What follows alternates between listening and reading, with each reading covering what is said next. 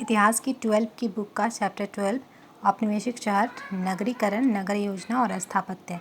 इस चैप्टर में औपनिवेशिक काल में जो नगरीकरण हुआ है भारत में उसके बारे में चर्चा की गई है और बताया गया है कि औपनिवेशिक काल में नगरीकरण की प्रक्रिया के स्वरूप भारत में किन किन नगरों की स्थापना हुई और उन नगरों की क्या विशेषताएं रही और उस नगरीकरण का क्या प्रभाव भारतीय समाज पर पड़ा या भारतीय सामाजिक जीवन पर पड़ा।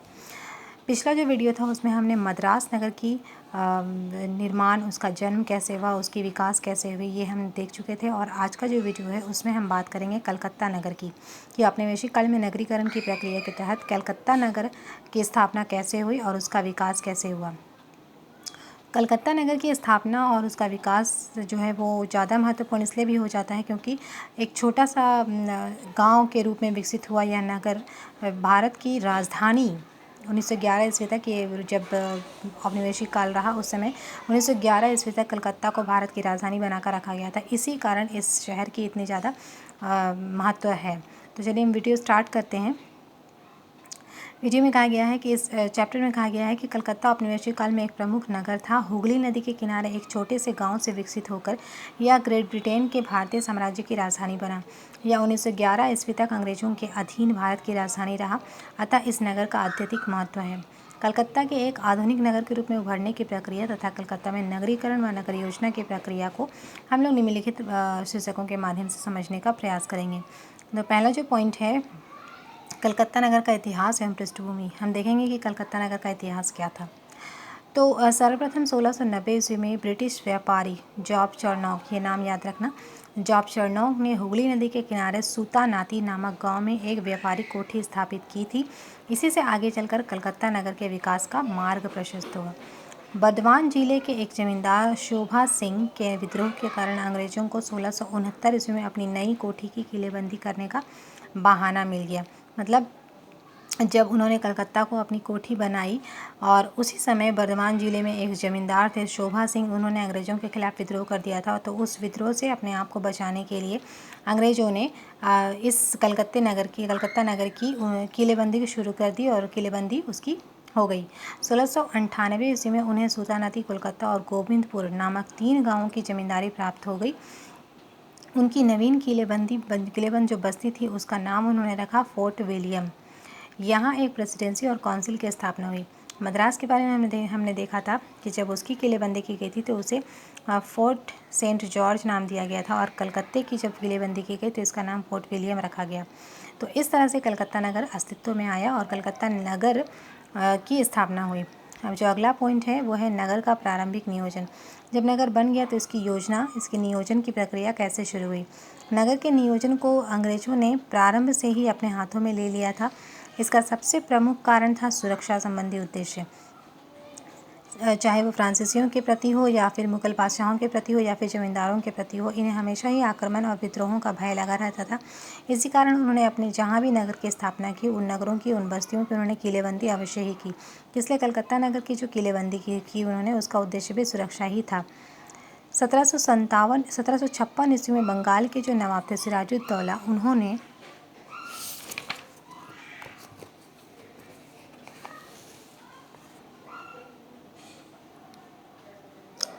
कलकत्ता पर हमला किया तथा कलकत्ता और कासिम बाजार पर अधिकार कर लिया। कुछ समय बाद 1757 ईस्वी में प्लासी के युद्ध में जब सिराजुद्दौला को परास्त किया गया तो उसके पश्चात कंपनी ने किले को मजबूत बनाने का निर्णय लिया जिससे कि उस पर आसानी से अधिकार ना किया जा सके।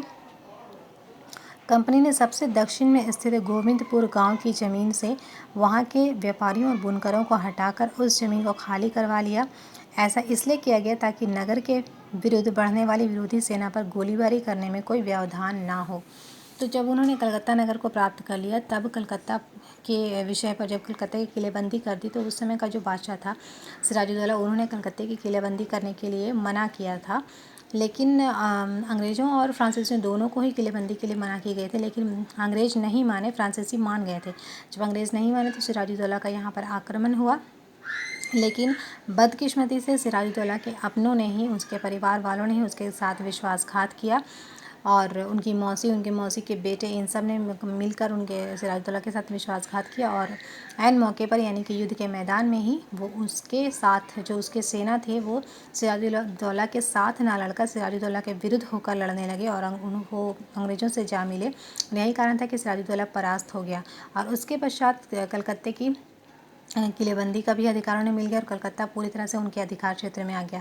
लेकिन अब अंग्रेज़ों के मन में ये भय अवश्य था कि किसी तरह से कि और आक्रमण ना हो, विरोध ना हो, विद्रोह ना हो, इसीलिए उन्होंने इसकी किलेबंदी को और मजबूती प्रदान करने के लिए जो गोविंदपुर के आसपास की जो ज़मीनें थी उसमें रहने वाले जो बुनकर और व्यापारी वर्ग थे उन्हें ज़बरदस्ती वहाँ से हटा दिया गया। उन्होंने ऐसा इसलिए किया ताकि जब कभी भी ऐसी विरोधी परिस्थितियाँ उत्पन्न हो तो उन्हें गोली चलाने में किसी तरह की मुश्किल का सामना ना करना पड़े। अब हम एक और चीज़ देखेंगे कि इसके आसपास का जो इलाका खाली छोड़ दिया गया था उसको क्या नाम दिया गया। तो एक जगह का नाम है गरीर मठ। इस नए फोर्ट विलियम में यानी कि कलकत्ते की किलेबंदी के पास उसका जो नाम है वो फोर्ट विलियम हो गया। तो फोर्ट विलियम के किले के आसपास अंग्रेज़ों ने विशाल जगह खाली छोड़ दी थी जिससे स्थानीय लोग मैदान या गरीर मठ कहने लगे थे।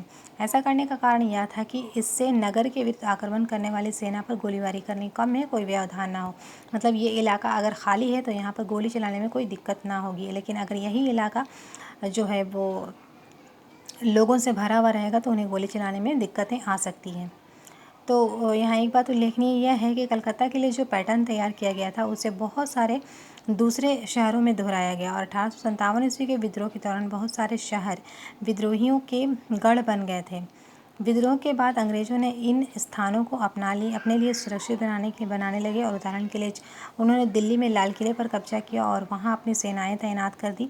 उन्होंने किले के नज़दीक बनी इमारतों को साफ करके भारतीय मोहल्लों और किलों के बीच काफ़ी फासला बना दिया। इस कारगुजारी के पीछे भी दलील वही थी कि 100 साल पहले कलकत्ता में दी गई थी। अगर सभी शहर के लोग दोबारा फिरंगी राज के खिलाफ उठ खड़े हो जाएं तो उन पर गोली चलाने के लिए खुली जगह ज़रूरी है। अंग्रेज़ों को जब कलकत्ता में अपने स्थायी निवास के विषय में विश्वास जागृत होने लगा तो उन्होंने किले से बाहर मैदान की परिधि में अपने निवास के लिए इमारतें बनानी शुरू कर दी। इस प्रकार कलकत्ता में नगर नियोजन का कार्य प्रारंभ हुआ और किले के चारों ओर बनाया गया खाली मैदान, जिसका अस्तित्व वर्तमान में भी है, कलकत्ता के प्रथम महत्वपूर्ण नगर नियोजन का प्रतीक चिन्ह बना।